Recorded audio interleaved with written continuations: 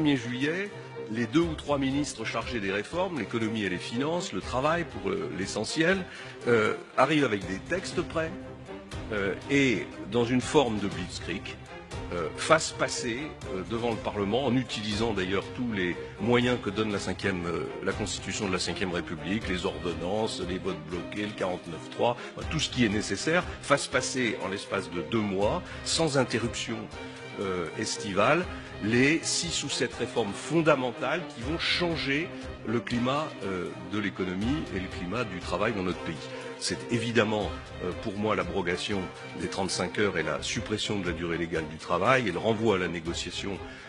dans les entreprises sans contrainte. C'est le nouveau code du travail,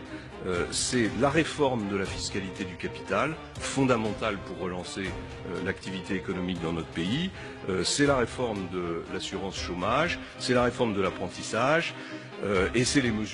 premières mesures d'économie sur le budget de l'État et sur le fonctionnement de l'État. Donc pour prolonger cette tension, moi je pense qu'il faut organiser un référendum en septembre qui permet de maintenir l'état de tension électorale dans le pays et donc de rendre très très difficile la contestation sociale pendant cette période autour de 2 ou 3 idées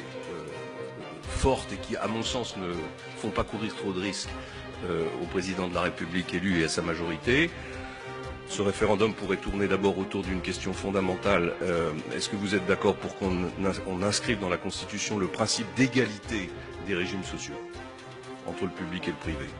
Inscrit dans la Constitution de la République française, ça rendrait ensuite absolument obligatoire et nécessaire la convergence des régimes sociaux. Deuxième question, est-ce que vous êtes d'accord pour fusionner les départements et les régions? Troisième question, est-ce que vous êtes d'accord pour supprimer un certain nombre de parlementaires, diminution du nombre de parlementaires?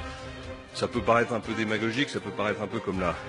cerise sur le gâteau ou la crème chantilly pour être certain que le référendum soit voté, mais je pense qu'en plus ça peut conduire à la modernisation du fonctionnement du Parlement. Voilà, si on fait tout ça, on crée un choc qui, à mon sens, rend très très très difficile la réaction sociale que vous craignez.